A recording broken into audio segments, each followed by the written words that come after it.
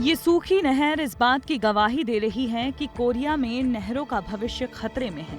ये नहरें वैसे तो खेत के लिए सांस के समान होती हैं, लेकिन अब इन नहरों की सांसें उखड़ने लगी हैं।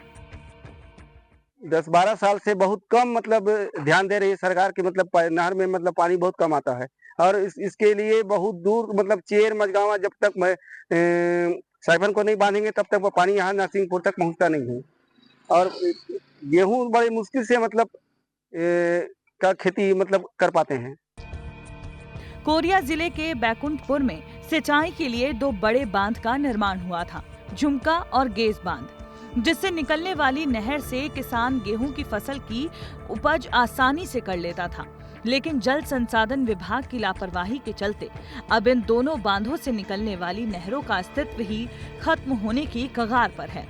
कई जगहों पर नहर गायब हो चुकी है, तो कई जगहों पर नहर के ऊपर मकान बन चुके हैं, पेड़ उगाए हैं और कई जगह तो नहर की लंबे अरसे से सफाई नहीं हुई है। जबकि इन नहरों के रखरखाव के लिए बड़ी रकम विभाग के द्वारा खर्च की जाती है, लेकिन साल दर साल रकबा घटने से किसानों ने नहर से सिंचाई की उम्मीद लगानी ही छोड़ दी है।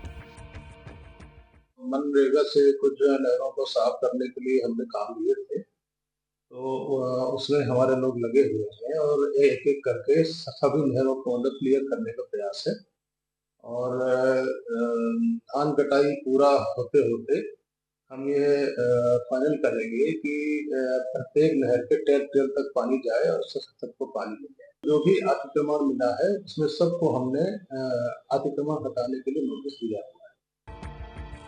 कोरिया जिले में धान की फसल की कटाई शुरू हो चुकी है। इसके बाद अब किसान गेहूं की फसल की उपज करने की तैयारी में जुट जाएंगे, क्योंकि गेहूं की फसल के लिए पर्याप्त सिंचाई के साधन की जरूरत पड़ती है। ऐसे में कोरिया में अगर समय रहते सिंचाई की व्यवस्था पर ध्यान नहीं दिया गया, तो आने वाले दिनों में गेहूं की फसल के लिए संकट खड़ा हो सकता है। विस्तार न्यूज के लिए कोरिया से शैलेश गुप्ता की रिपोर्ट।